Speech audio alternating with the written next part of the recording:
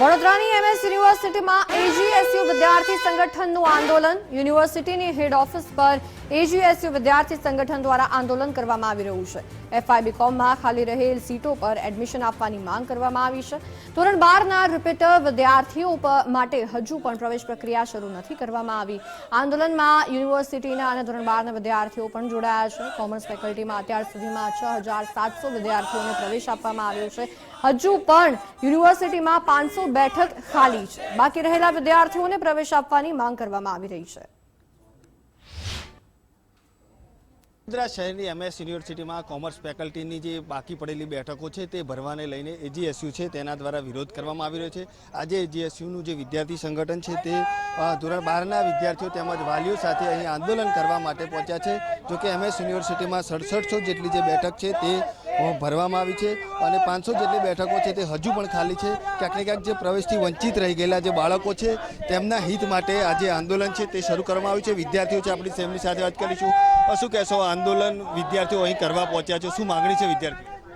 બધાને એડમિશન મળી જાય સારી વાત છે, કોઈને એડમિશન મળતું નથી એટલે એની માટે એડમિશન મળી જાય તો સારી વાત છે। શું કહેશો, અહીંયા આંદોલન માટે પહોંચ્યા છો, વિદ્યાર્થીઓની શું માંગણી છે? કારણ કે હજુ 500 જેટલી બેઠક છે વડોદરાના વિદ્યાર્થીઓ જે એડમિશનથી વંચિત। અમને અમારું એડમિશન જોઈએ છે તેના વિશે અમે માંગ કરવા આવ્યા છીએ। એજીએસયુના ગ્રુપના જે પંકજ છે, પંકજ શું કહેશો, વિદ્યાર્થીઓ આજે આંદોલન કરી રહ્યા છે, કેટલી બેઠકોમાં એડમિશન થયું, કેટલી બેઠકો ખાલી, વિદ્યાર્થી જે સંગઠન છે માંગણી શું છે?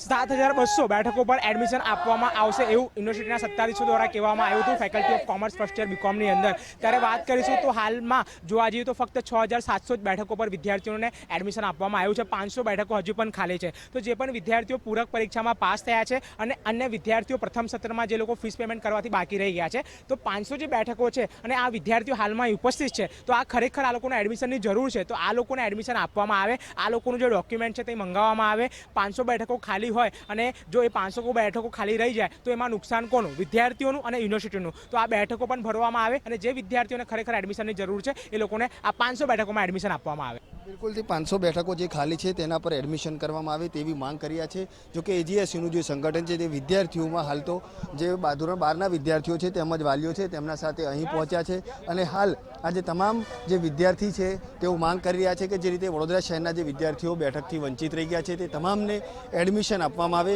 કારણ કે હજુ પણ જે રિપીટ વિદ્યાર્થીઓ છે તેમના પણ એડમિશન નથી થયા। ત્યારે 500 જેટલી બેઠકો છે તે તાત્કાલિક ધોરણે ભરવામાં આવે તેવી માંગ કરી રહ્યા છે। કેમેરામેન ડીકે સોલંકી સાથે અલ્પેશ સુતાર, ગુજરાત ફર્સ્ટ, વડોદરા।